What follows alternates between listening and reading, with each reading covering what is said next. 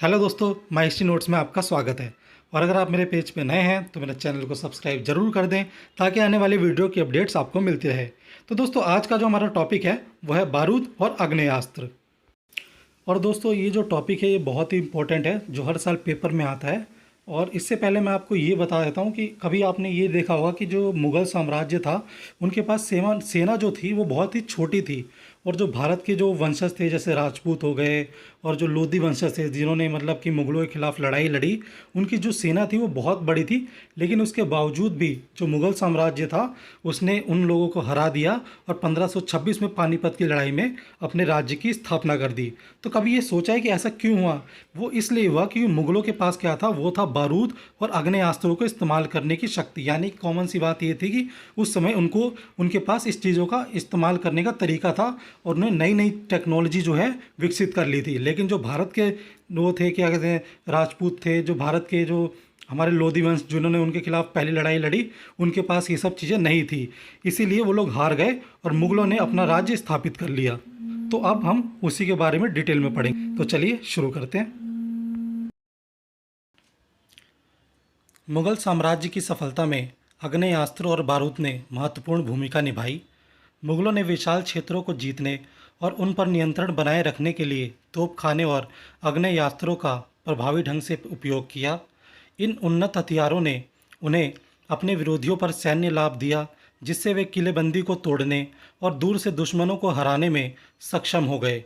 इस तकनीकी श्रेष्ठता ने पूरे भारतीय महाद्वीप में मुग़लों के सैन्य प्रभुत्व और विस्तार में योगदान दिया। लगभग 13वीं-14वीं शताब्दी में बारूद का उपयोग बहमनियों, ऑटोमन्स और मुग़लों सहित विभिन्न साम्राज्यों द्वारा किया जाने लगा। मुग़लों की शुरुआती सफलताओं में 3 प्रमुख लड़ाई शामिल है, जिसके कारण वास्तव में उनकी सत्ता स्थापित हुई। 1526 में इब्राहिमी लोदी पर बाबर की जीत, 1556 में बैरम खान की जीत और 1527 में खानवा में बाबर की राणा संगा पर जीत। पानीपत और खानवा की लड़ाइयों ने खुले मैदान में तोपों के सफल संचालन की स्थापना की। बाबर की सेना के पास दर्जनों तोपें थीं। खुली लड़ाई में आग्नेयास्त्रों का प्रभावी उपयोग पहली बार बाबर द्वारा पानीपत की पहली लड़ाई में किया गया था। बाबर द्वारा उपयोग किए जाने वाले बारूदी हथियारों में जरबजान हल्की तोप, कजान भारी तोप, कजान बुजुर्ग घेराबंद बंदूक शामिल थी, जिसकी जानकारी बाबरनामा से मिलती है। बाबरनामा से ही मैदान पर बाबर की रणनीतियों के बारे में पता चलता है। मुगल विजय के परिणाम स्वरूप उनका महत्व लगातार बढ़ता गया। मुगलों द्वारा तोपखाने के साथ साथ बंदूकधारियों को जमा करने के प्रयासों में भी वृद्धि हुई। 1528 में बाबर ने तोपों की संख्या और साथ ही अपने तुफंगचीस बंदूक चलाने वाले और टोपचीस तोप चलाने वालों की शक्ति का विस्तार करने के लिए अतिरिक्त प्रयास किए। हुमायूं के पास कथित तौर पर कन्नौज की लड़ाई के समय 5000 तुफंगचीस, 700 जरबजान और 21 भारी बंदूकें थीं। तोपों और जरबजान का बढ़ता उपयोग भारत में तोपखाने के निर्माण पर यूरोपीय तोपखाने के प्रभाव का परिणाम था। आईने अकबरी में अकबर के तोपखाने पर लिखी शुरुआती पंक्तियों में इसे राजघराने की प्रतिष्ठित इमारत को सुरक्षित रखने के लिए एक अद्भुत सुखद कुंजी के रूप में वर्णित किया गया है। इससे बारूदी तोपखाने के महत्व का पता चलता है, जो केंद्रीय शक्ति को मजबूत करने और उपमहाद्वीप में क्षेत्र विस्तार का कारक बना। तोपखाने सहित हथियारों का पूरा उत्पादन शाही घराने में होता था।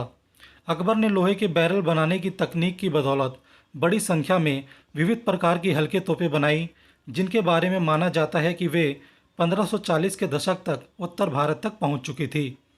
अकबर के शासनकाल तक बंदूक संस्कृति साम्राज्य में व्याप्त हो चुकी थी। आग्नेयास्त्रों की लालसा आम लोगों और अभिजात वर्ग दोनों द्वारा की जाती थी। अकबर और उसका बेटा जहांगीर के पास सैकड़ों छोटे हथियारों का निजी संग्रह था, जिसमें वे लगातार बदलाव करते थे। वे उत्साही शिकारी और निशानेबाज थे।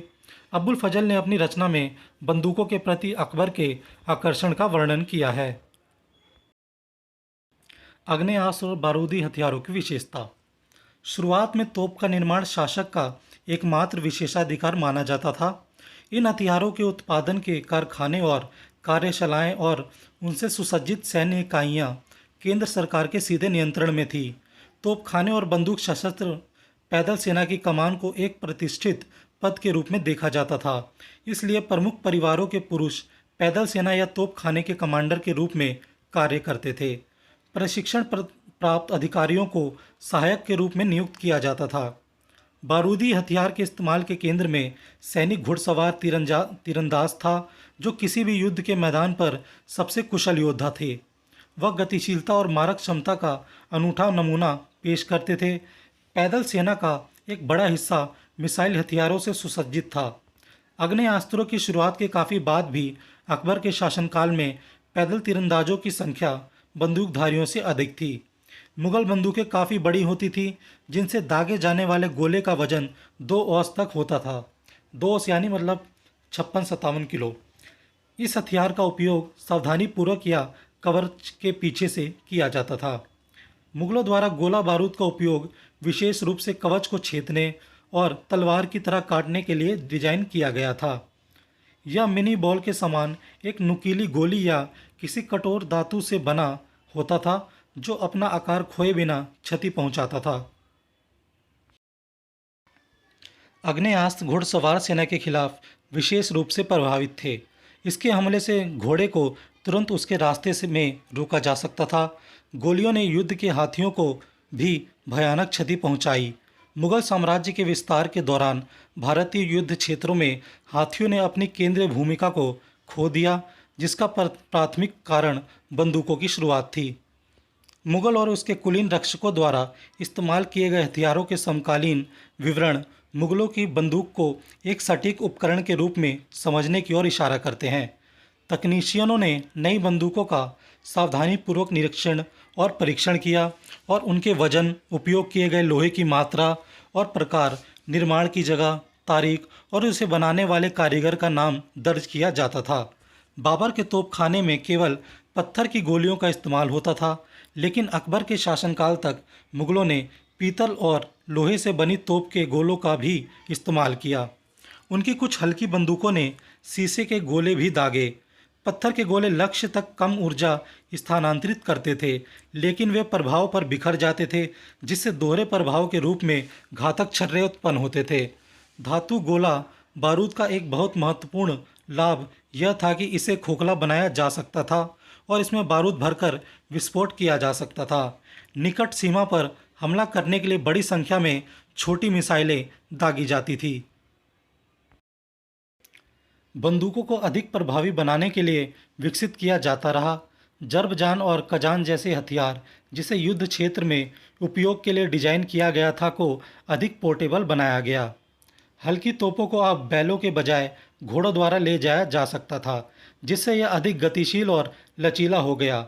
इतनी विशाल तोप को लोड करने में निहित कठिनाइयों के अलावा बड़े पैमाने पर पत्थर के गोलों को उठाने के लिए अक्सर एक टैकल या क्रेन की आवश्यकता होती थी। ओवरहीटिंग एक गंभीर चिंता का विषय था। उच्च तापमान पर इन घेराबंदी वाली बंदूकों के विनाशकारी परिणामों के साथ फटने का खतरा था। इस कारण से प्रत्येक शॉट के बाद बंदूकों को ठंडा होने के लिए समय की आवश्यकता होती थी और आमतौर पर ऐसा नहीं होता था। ग्रेनेड की तरह एक रॉकेट मूलतः काले पाउडर से भरा एक धातु का कनस्तर होता था, जो फट जाता था और घातक छर्रों की बौछार करता था।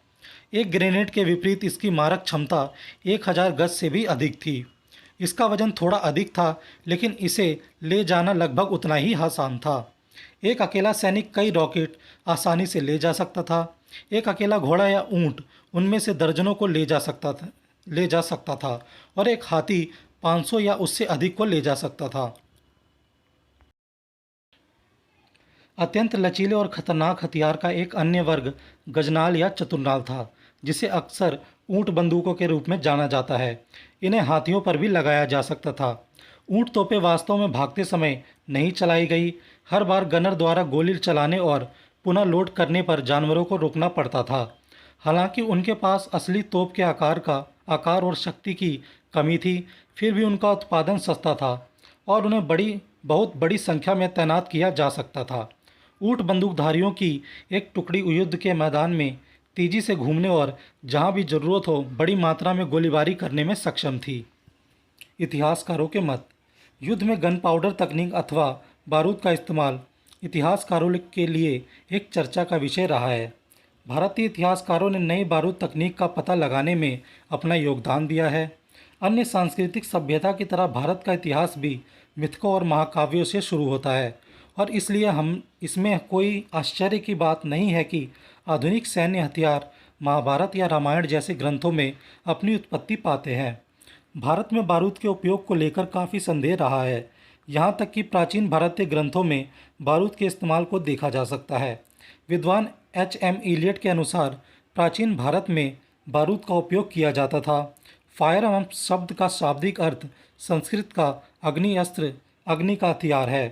कैनन को शताग्नि कहा गया है, जो एक बार में 100 लोगों को मारता है। हालांकि बारूद की प्राचीन भारत में उत्पत्ति को लेकर गंभीर आलोचना हुई है और मध्यकाल से पहले बारूद के सैन्य उपयोग की धारणा को कोई ठोस आधार नहीं मिला है। इसलिए इस बात पर सहमति बन चुकी है कि भारत में बारूद का उपयोग मध्यकाल में हुआ। इतिहासकार जादुनाथ सरकार के अनुसार भारत में एक हथियार के रूप में बारूद के उपयोग के संबंध में अधिकांश बहस दो शब्दों आतिशबाजी और अग्नियास्त्र के बीच अंतर को समझने की विफलता के कारण है। सरकार का मानना है कि पहला आग्नेयास्त्र बाबर द्वारा 1526 में पानीपत की पहली लड़ाई में पेश किया गया था तथा प्राचीन भारत में बारूद का इस्तेमाल आतिशबाजी के लिए किया जाता था। बारूद की बहस को तब गति मिली जब इक़्तिदार आलम खान ने अपनी पुस्तक गन पाउडर एवं फायर आर्म्स में इस विषय को उठाया। खान का मानना है कि सल्तनत काल के दौरान भारत के विभिन्न हिस्सों में बारूदी तोपों का इस्तेमाल प्रचलन में था। सदी के मध्य तक उत्तर भारत में कशा कांजीर नाम से एक बंदूक प्रचलित थी, जो ज्वलनशील पदार्थों की व्यापक शक्ति द्वारा गोले फेंकती थी। इतिहासकारों के मध्य ये मतभेद आज भी चर्चा का विषय बना हुआ है। बारूद पर लिखी गई अकादमिक किताबों में जो जानकारी उपलब्ध है, उससे ऐसा लगता है कि लक्ष्य को सटीकता से साधने में तोप को हमेशा बढ़त हासिल थी। 1527 में आगरा में बने मोर्टार की मारक क्षमता 1200 मीटर थी। हैदर दुगलत, जो उस समय के एक लेखक थे, के अनुसार 1540 में हुमायूं के मोर्टार 5.5 किलोमीटर दूरी पर दिखाई देने वाली किसी भी चीज़ पर हमला कर सकते थे। इससे अनुमान लगाया जा सकता है कि बाबर के बाद बारूद प्रौद्योगिकी में लगभग 5 गुना की वृद्धि हुई। मुगल साम्राज्य के संस्थापक बारूद आग्नेयास्त्रों और उन्हें तैनात करने की विधि से अच्छी तरह परिचित थे। उन्होंने ओटोमन विशेषज्ञ उस्ताद अली कुली को नियुक्त किया, जो सेना और बारूदी हथियारों की तैनाती में माहिर थे। उन्होंने 1526 में पानीपत की पहली लड़ाई में इस संरचना का उपयोग किया, जहां दिल्ली सल्तनत के प्रति वफादार अफगान और राजपूत सेनाएं संख्या में बेहतर थी, लेकिन बारूद हथियारों के बिना हार गई। फतहुल्ला सिराजी, एक फ़ारसी मैकेनिकल इंजीनियर जिन्होंने अकबर के लिए काम किया था, ने एक प्रारंभिक मल्टीगन शॉटगन भी विकसित किया। इस नए कौशल के प्रसार ने मुगल साम्राज्य को दो विरोधाभासी तरीकों से परिभाषित किया। एक और मुगलों के तोपखाने में कम खर्चीली लेकिन हल्की तोपों की एक बड़ी विविधता को शामिल करने से दुश्मन के किलों के खिलाफ उनकी मारक क्षमता मजबूत हो गई। साथ ही समय के साथ इस विकास ने कम लागत वाली लोहे की तोपों और हैंडगनों के अधिग्रहण के कारण जमींदारों के सैन्य दबदबों को भी बढ़ा दिया। इससे उन्हें विशेष रूप से किलों की सुरक्षा मजबूत करने में मदद मिली।